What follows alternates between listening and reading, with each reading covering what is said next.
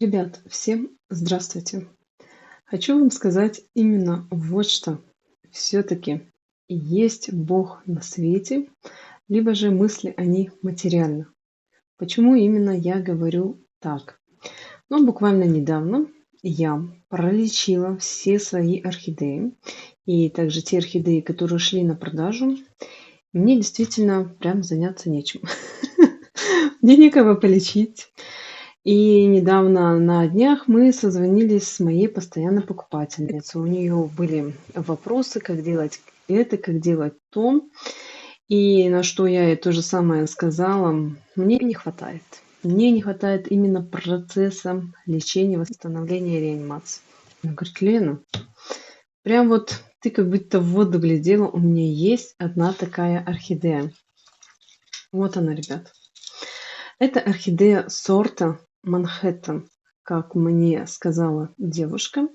Она говорит: забирай, либо я ее выкидываю на помойку, потому что не хочет она расти, либо ты ее выхаживаешь и будет все хорошо. И, кстати, буквально недавно, тоже на днях, я пролистывала в интернете фотографии вообще цветения орхидеи, и вдруг я наткнулась на Манхэттен. Не помню, где видела. И вот тоже поймала себя на мысли, что вот был ранее в продаже, и почему я его себе не оставила? Это же, ребят, такой красавец. И вот так вот он вообще цветет по природе своей. Не оставила. И эта девушка отдает мне именно Манхэттен. Вы представляете? И опять же еще такую орхидею, которую необходимо лечить и восстанавливать. Я, конечно, очень рада. С одной стороны, пусть бы не болели эти орхидеи вообще никогда и ничем, но такое происходит. Происходит это по вине человека, либо же по природе своей. Давайте поближе вместе с вами будем ее рассматривать и выяснять, что же с ней, и, конечно же, уже пересаживать. Сразу, вот прям сегодня я ее приехала, забрала вчера вечером, и сегодня уже, ну, тоже половина дня, я ее буду пересаживать. Я буду делать с ней какие-то манипуляции, потому что, как я вообще обычно говорю, орхидеи вновь прибывшие нужно поддержать день-два, и потом, допустим, на следующий день ее поливать, но ни в коем разе не здесь и сейчас. Но у этой орхидеи абсолютно другая ситуация. Вы видите, что она тяжело больная, и ей необходима помощь. Если я буду тянуть сутки, буду тянуть двое, для нее это становится с каждым разом и с каждым днем все критичнее и критичнее. И также часто наталкиваюсь на такие моменты, когда мне начинают писать, какие-то вопросы задавать. Чуть ли не по 2-3 дня они там где-то лежат, что-то сушат, я не знаю для чего, ребят. Орхидея тяжело больная, и ей и так необходима ваша помощь. Чем дальше вы этот момент вот с такими будете оттягивать, тем тяжелее ее будет восстанавливать. Девочки и мальчики, хочу вас сразу попросить, чтобы вы как-то нелестно не высказывались всегда. Вот если у меня будут происходить еще такие ситуации, что мне отдают тяжело больные орхидеи, что вот она там такая-то, да, рассекая-то. Не каждый, вот в действительности не каждый любит вообще выхаживать больные орхидеи. Кто-то любит лишь просто, чтобы они цвели. Кто-то, ну, такие, как я, люблю их восстанавливать. Поэтому каждому свое. И дай бог, что она ее не выкинула, хотя предполагалось, она говорит, вот не сегодня-завтра, Лен, выкину. Либо ты ее забираешь, либо я ее выкидываю. Но вообще, как бы, если смотреть на состояние ее здоровья, я бы не сказала, что уж прям такое критическое. И смотрите, какая орхидея молодец. Вне зависимости от того, что потом позже срежем и увидим, что корней-то здесь вообще абсолютно их мало, их очень и очень мало. Но при этом она держится, она прям изо всех сил держится. Здесь тургор потерян, ладно, а вот у этих 3 листов он тургор не потерян. Вообще молодчинка. И изначально, когда орхидею забирала, она была просто в банке. В банке девушка держала ее для того, чтобы ей нарастить корешочки. Где-то маленечко местами удавалось, но нет, не до конца. Такой способ наращивания корней ей не подошел. Мои первые действия будут таковыми. Ребят, необходимо мне прямо сейчас здесь и сейчас обработать орхидею от вредителей. Опять же, для меня орхидея вновь прибывшая, новая. Я не знаю, что с ней было и как, в общем, где она выращивалась. Но у нее, дай бог, в коллекции вроде бы нет вредителей, жалоб с этой стороны не было. Но все равно необходимо, там, доверяешь, не доверяешь, вообще какие отношения у тебя с человеком, это на орхидею никак не влияет в любом случае. Здесь я вижу, что у нее повреждение листа, но это солнечный ожог. Просто-напросто она его получила. Здесь было, видимо, какое-то обычное механическое повреждение листа. Но в целом по листам у орхидеи вроде бы все хорошо. Видите, также пыталась дать цветоносик цвести. Давайте, ребят, я вам покажу препараты. Ну, это, конечно же, не все препараты. Их огромное количество от вредителей. Но именно такие есть у меня. Фитощит в наличии имеется. Обращайтесь. Почте России могу отправить. Фитоверм. Вы можете им обрабатывать орхидеи также от вредителей. Но знаете, единственное, что я заметила, фитоверм, он может бороться с подурами в горшке. На больше он не хватает. То есть это такой слабенький препарат. Да, является инсектокорицидом. Здесь и от клещей, от паутинных, от тля, трипса и все на свете. Это, ребят, аэрозоль Бонафорте от насекомых. От вредителей, которых он может убивать клещи, значит, инсектокорицид, тля, щитовка и все на свете. Нужно вам работать с таким препаратом прям аккуратно. Его необходимо распылять на расстоянии 30-40 сантиметров, потому что это препарат, который находится под давлением. Я испытала лично на себе, у меня был такой печальный опыт, когда вот по незнанию я вот прям чуть ли не вот так вот близко зафышкивала орхидеям, стволы. Это я красного клеща убивала, кстати. И все, а потом и происходило такое, что ожог, и прямо от самого спрея ожог, и все, орхидея полностью погибала. Почему я все время говорю про красный? Потому что 2 года назад красный клещ – это микроскопический вредитель, который молниеносно убивает орхидеи. И может съесть до такой поры, что вы это заметите, когда орхидеи не сегодня-завтра погибнуть. Я с ним столкнулась, я с ним очень долго боролась, кое-как нашла препарат, и теперь я вам буду постоянно про это говорить. И есть вот такой вот тоже природный препарат фитощит на основе сибирской пихты, который в наличии есть. Его можно использовать также в качестве профилактики. Но я, как всегда, буду вам лишь говорить, предлагать и рекламировать. Но реклама в качестве того, что он у меня в наличии есть, вы можете его приобретать. Этот препарат, только лишь он помогает бороться с красным клещом. Его я использую в качестве профилактики. В комментариях мне не стоит писать о том, что вот, это сильный препарат, его необходимо только для лечения и прочее. Если я буду использовать, допустим, фитощит по отношению к этой орхидее, да, вот представим, не дай бог, конечно, здесь есть красный клещ. Взрослого вредителя убьет, может быть, не знаю. Но яйца, ребят, вот такие вот препараты, они не убивают. А аберон убивает яйца, убивает личинки, чем он мне и нравится. Зачем мне лишний раз рисковать? И орхидея, допустим, будет все с ней хорошо, месяц пройдет, я ее поставлю там на свое окно к своим орхидеям, а здесь раз и очнулся красный клещ, и пошел он заражать мою коллекцию. Буду наверняка использовать аберон и знать, что на все 100% он уже мою орхидею защитит. Что я делаю? Я беру всего лишь, ребят, на одну орхидею мне необходимо 100 грамм воды. Будет вполне достаточно. 3 капли аберона всего лишь. А вообще он разводится 1 миллилитр на 2 литра воды. Это когда необходимо, допустим, обработать большую коллекцию орхидей, либо пролить. Но изначально мне нужно будет протереть листья орхидеи, и от пыли заодно смахнуть. И когда чистый лист, лучше всего начинает работать любой препарат, вне зависимости, стимулятор роста, что-то еще. Налила сюда водку, у меня спирта нет никакого, лучше бы, конечно, в идеале медицинский.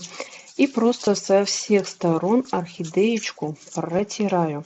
Вот с этой стороны у орхидеи по листу вот я заметила липкие пятна.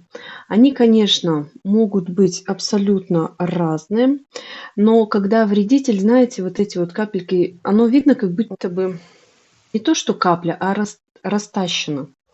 Вот так вот раз и взяли и размазали ее.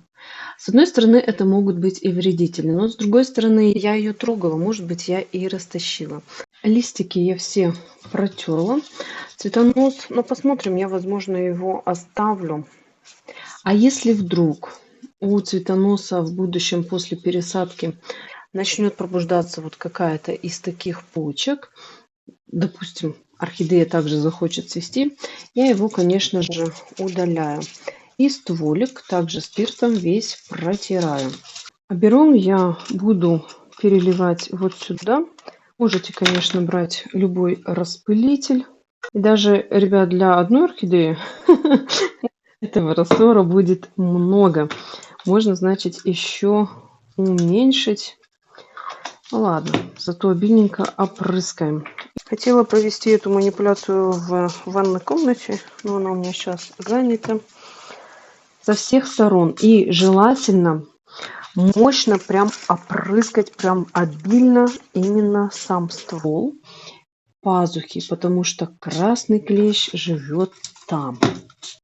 И вот в таком виде орхидею можно оставить, чтобы полностью весь препарат он высох. С пазух я сейчас воду не буду собирать, а соберу ее буквально минут через 15. То, что вот сейчас успеет туда набежать и поработать, подействовать, то пусть остается. Если я прямо сейчас начну собирать воду, то толку, грубо говоря, от аберона никакого не будет. Пусть там поработает, пусть там остается. И чтобы, ребят, мне сократить время ожидания того, что орхидея просыхает от аберона, сейчас же сразу я хочу обработать орхидеи ствол, чтобы вместе с абероном начинало это все просыхать. Будем искать последний корешочек, который есть хороший, и там уже оттуда сразу же на месте отстригать. А все остальное я уже проработаю позже. Вот это все мне не нужно. Корни гнилостные, цветоносые, они тоже здесь ни к чему. И вот этот корень, вот он, самый первый является хороший. Поэтому от него отстригаю весь ствол. Так, там точно, да, ничего нет. Получается маленько наискось. Вот так. Да, все верно. И оставлю уже на просушку. Часа на 3 как раз будет вообще в идеале. Но посмотрите, ситуация такая, что стволик не совсем хорошего и нормального цвета. Вот видите пятнышко? Это, ребят, не есть хорошо. Одновременно тут же сразу же избавлюсь вот от этих плохих корешочков. И посмотрим сейчас сразу, что там на шее. Корневая не такая уж и плохая, как кажется на самом деле. Какой-то, видимо, здесь очаг есть, который не совсем дает орхидее нормально развиваться. Вот именно про этот очаг я вам говорю. Также этот цветоносик бывший удаляю. Посмотрите, сколько раз она цвела. Вообще такая молодчинка. Еще можно маленько подчикнуть ствол у корня.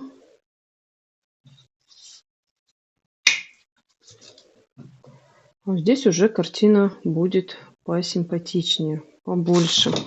Давайте в сравнении посмотрим. Вот что было, а вот что стало.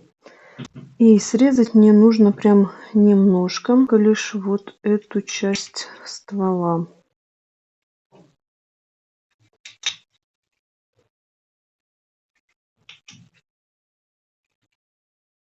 Скальпелем мне будет работать по стволу тяжело, потому что он сам по себе является твердый.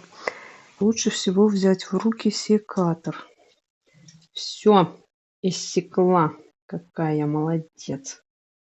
Хочу вам показать именно почку, из которых в будущем, даже если орхидея остается пнем, они наращивают деточек. Вот она. Их вообще по стволу несколько. Но на данный момент их только лишь две. Вот почка и вот почка. Уже вне камеры я очистила орхидею от чешуек. Меня, ребят, немножко смутила вот эта часть у ствола. Видите, она как будто бы вот такая черненькая. Но немножко колупнув, я вижу, что там все нормально. Бывают такие ситуации непонятного происхождения. Если вам также это не нравится, вы можете немножко подколупнуть и уже посмотреть, что там. Обязательно необходимо добиваться вот таких вот стволов, чтобы было все чисто, никаких черновинок, никаких пятнышек. И тогда уже в будущем проблем с гниением стволов у вас не возникнет. И сейчас это место я обязательно обрабатываю Максимом или фундазолом. Но решила, что я сейчас возьму Максим. Думаю, что он мне поможет. И обильненько я промазываю, все прикрываю, где я работала. Это, ребят, делать необходимо, иначе у вас орхидея в посадке, именно этот ствол будет гнить. Сюда применять биологический препарат пока на данный момент не стоит. Лучше поработать и вот с такими, как Максим, либо фундазол. Потому что была чернота, видимо, была и ранее гниль. А биологические препараты, они в качестве профилактики. И также вот эти всякие черные вкрапления, я тоже могу их промазать. Они для меня непонятны. И чтобы здесь ничего не развивалось в будущем, в далеком будущем, я все это напросто буду промазывать. Также вот это место, где я у орхидеи поцарапала, так скажем, добралась до здоровой ткани, посмотреть, что там тоже все, абсолютно все прикрываю. Вот так все хорошенечко и обильненько промазала. И теперь уже, ребят, оставляю до полной просушки данного места. Все, ребят, орхидеечка у меня подсохла. Прошел где-то примерно часов 5. И, конечно же, соответственно, теперь уже пересадка. Ну, до пересадки я хочу сейчас удалить ей полностью цветонос. Конечно, я хотела его, если честно, оставить. Думала, что, может быть, здесь, когда она уже адаптируется, все нормально, чтобы было побыстрее, да, вдруг решит нарастить из почки цветонос. Чтобы орхидею вовсе не отвлекать, чтобы все свои силы она потратила только на наращивание корневой системы, от цветоноса мне нужно будет избавиться.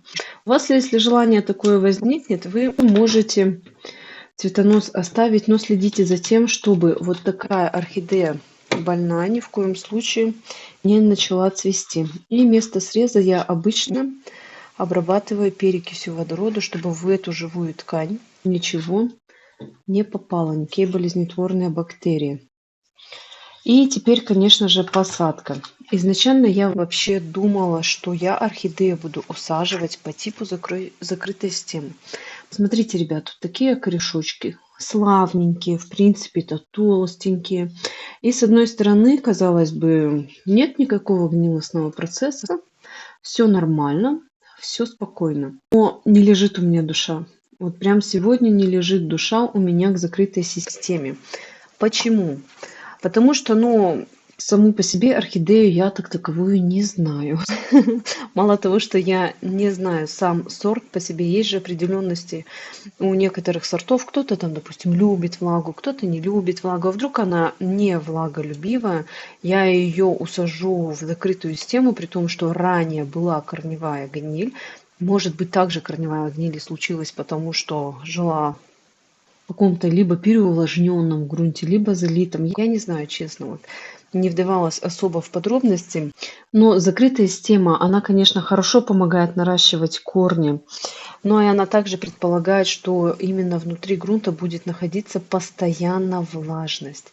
Чтобы лишний раз мне ее просто-напросто не провоцировать на гниль, я решила, что я орхидейку усажу в обычную в посадку, ну, с такими отверстиями горшочек для нее подобрала, просто во влагоемкие компоненты. И почему вот мне сейчас необходима та самая влагоемкость? Вот то ли закрытая система, то ли просто влагоемкие компоненты. А все при том, чтобы мне поскорее нарастить корни. Чем большое количество влаги при наращивании корневой системы, тем они быстрее начинают наращивать свои корешочки. И поэтому я решила лишь просто-напросто все те компоненты, которые у меня есть на данный момент, я их все беру в посадку.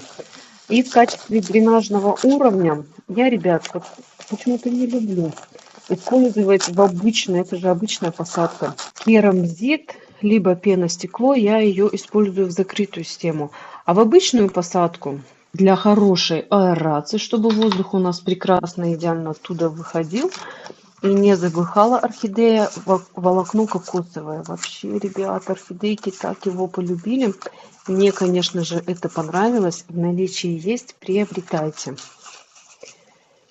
Давайте сразу же посмотрим, как у нас здесь орхидеечка будет сидеть. Вот этот корешок, я его тоже, он, знаю, что вижу, был воздушный.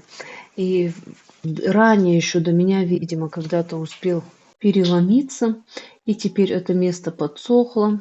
Ладно, заглублю его туда в посадочку, пусть у меня идет. И, как всегда, я вам постоянно про это говорю. При наращивании корневой системы подбираете самый наименьший объем. Здесь, с одной стороны, кажется вроде бы и большой, но, ребят, в стаканчик 200 миллилитров я насаживать орхидеи не буду, это однозначно.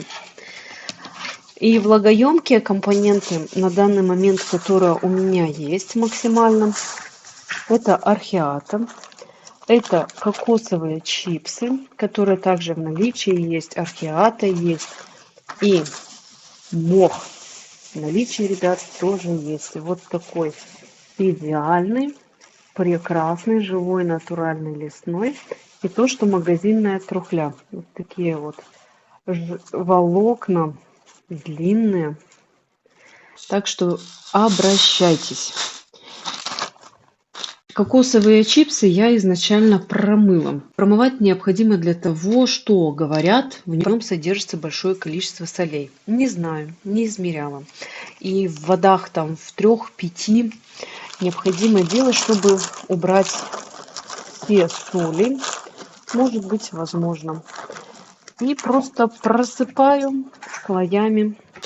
Беру немножко того, немножко другого. И также туда, в середину, ну да, примерно у меня будет середина, я выкладываю мох. На данный момент, ребят, у меня все компоненты абсолютно сухие, потому что взаимодействие с корневой системой было. Тем более я отрезала ей стволик, чтобы мне ничего не провоцировать. Мне нужно, чтобы были компоненты именно сухими. Если бы сейчас я брала мокрые грунты, либо у меня случился сейчас первый полив, это не есть хорошо. Ствол вроде бы подсох, но, ребят, еще не до конца. Необходимо подождать суток-двое хотя бы. И уже потом начинать орхидею поливать, зная, что то место, оно уже совсем и совсем подсохло. И вот так прокладываю. Я совсем чуть не забыла. Увлеклась тут посадочкой-то. Я хотела ей внутрь грунта положить вот такой биологический фунгицид. Его, ребят, можно использовать в качестве профилактики. Так как на данный момент я вижу, что гнилостного процесса нет, и чтобы мне поддержать орхидею, чтобы она, ну вдруг, да, в случае чего не стала гноить корни, и в качестве профилактики я буду использовать данный препарат, который содержит живые споры и грибы триходермы харцианум. В наличии также есть очень выгодный препарат. Использовать можно 1 таблетка на 1 растение.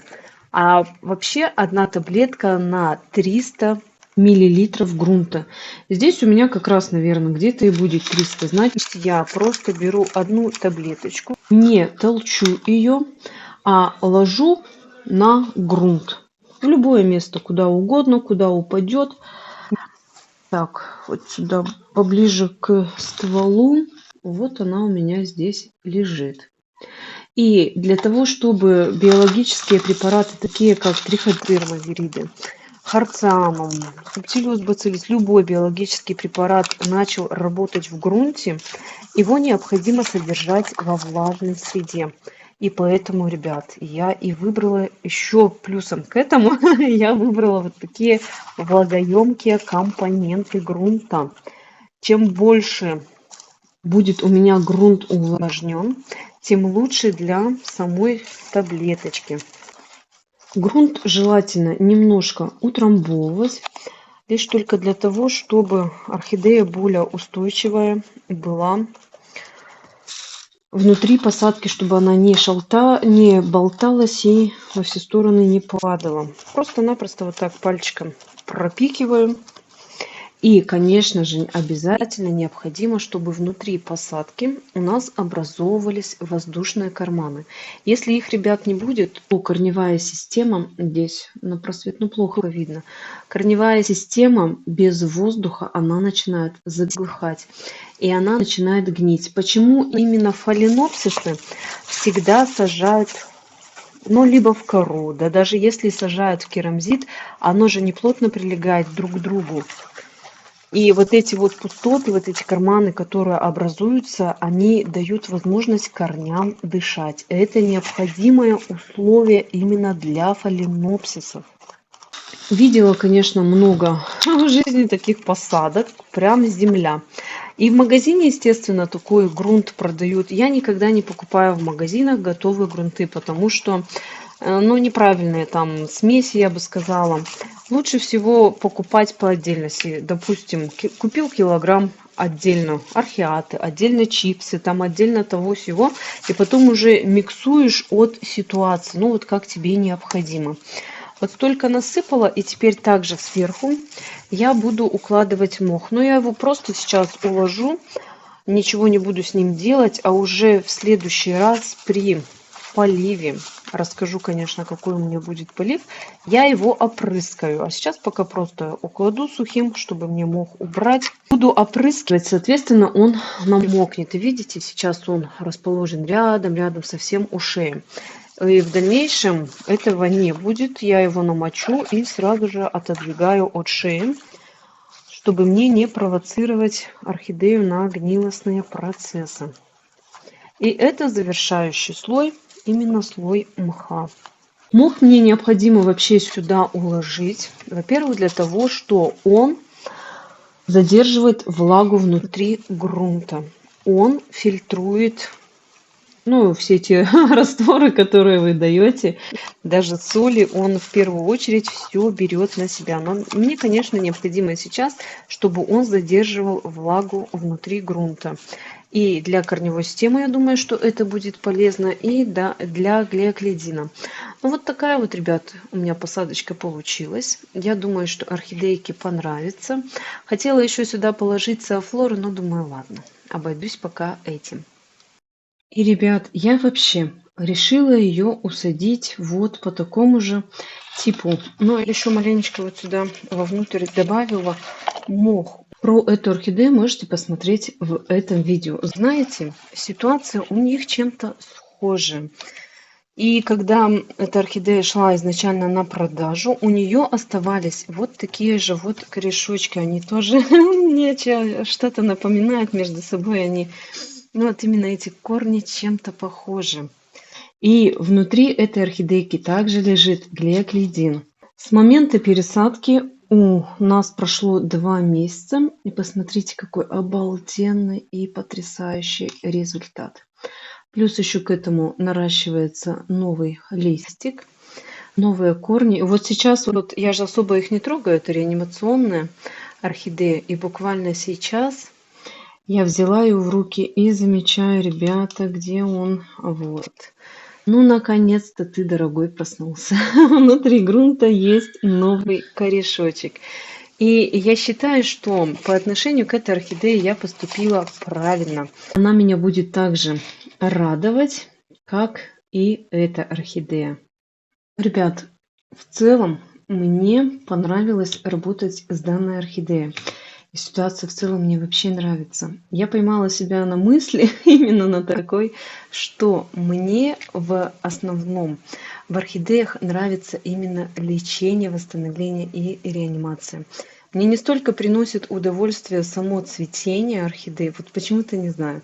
Но стоят некоторые, да, орхидеи, которые на цвету.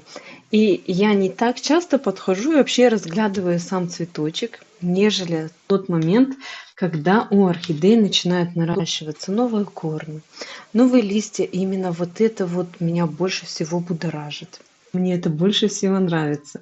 Но вот не знаю почему. И вы, конечно, видите в основе, что канал мой, он настроен на лечение, восстановление, реанимацию. Про данную орхидею, я думаю, что у нее все будет хорошо. Она попала вовремя ко мне, она у меня здесь и сейчас, и участь у нее была только лишь помойка. А на самом деле, мне кажется, она справится на ура. Корни у нее не такие плохие, как мне казалось вообще изначально. Я думаю, что адаптируется она прекрасно. Дальнейшие мои действия. Конечно, она у меня сейчас будет стоять отдельно ото всех орхидей, но только лишь на тот момент, ну, примерно где-то месяц, чтобы за это время не наросло вдруг каких-то вредителей, но обработочку сделала. Для профилактики хватит одной обработки аберона. И чтобы вдруг какая-то корневая гниль, вообще какая-то грибковость, чтобы не заражала все мои вот эти другие орхидеи. Полив у нее в дальнейшем будет, ну, примерно через 2 дня. Про это я вам уже сказала, потому что взаимодействие со стволом было, взаимодействие с корневой было. И чтобы уж основательно и окончательно просушить ствол, можно выждать 2 дня. С корнями и вообще с орхидеей в целом за это время ничего не случится. Листики пока я на опору ставить не буду. Так, ну хотя можно было бы, да, и установить на опору. Ладно, уже сейчас вне камеры это сделаю. Но мне кажется, что полива 2-3, когда у нее последующих будет, она сама без проблем поставит свои листья, лишь только-напросто, что у нее нормально корневает. Ну, конечно, недостаточно, не хорошая, не богатая, не мощная, но для такой больной орхидеи это нормально. И мне нравится тот момент, что это красавец Манхэттен. Полив у нее будет ровно такой. Как всегда, ребят, я вам все время про это говорю методом пролива. Именно микрополив. Буду увлажнять только влагоемкие компоненты. Это мох. Сверху весь полностью мох проливаю. Вижу далее, что вот этот уровень мха увлажнился. Все. И следующий будет полив опять же тогда, когда я увижу, что у меня мох вот здесь вот внутри, он сухой. Если он влажный, соответственно, еще не поливаю. Но также буду и наблюдать за состоянием корневой системы, потому что именно вот такой момент я буквально лишь недавно выявила для себя. Оказывается, что бывает и такого пролива орхидеям не хватает. Орхидеи начинают терять тургор, при том, что грунт увлажненный, а корешочки серые. И здесь я тоже посмотрю, вдруг грунт увлажненный, корни при этом серые, и орхидеи становятся еще хуже. Значит, буду ориентироваться по корням. Вот это, ребят, тоже уясните, пожалуйста, для себя, но для вот таких вот больных орхидей. Дорогие мои, тем более жители моего города, еще раз обращаюсь к вам. Вдруг у вас есть бесхозные орхидеи, такие как эти, чтобы они у вас не отправились на помойку и не погибли, лучше отдайте мне. Вот, пожалуйста, отдайте мне, я их восстановлю. Но отдайте, не дайте. У меня на содержание на какое-то временное, да, буквально лишь нет места. Так бы, конечно, может, я все ваши больные собрала и у себя их лечила, но элементарно места нет. И вдруг обнаружится такое, что либо вы просто не хотите за орхидеями ухаживать, но по каким-то различным причинам отказываетесь от этих растений. Прошу любить и жаловать. Пишите мне, мы с вами созваниваемся, мы с вами встречаемся, и орхидеи я у вас забираю. Ну что, ребят, думаю, что данное видео вам понравилось. Орхидейки также, все мои манипуляции тоже понравились. И теперь у нее начнется новая жизнь. Всем всего самого доброго, всем пока.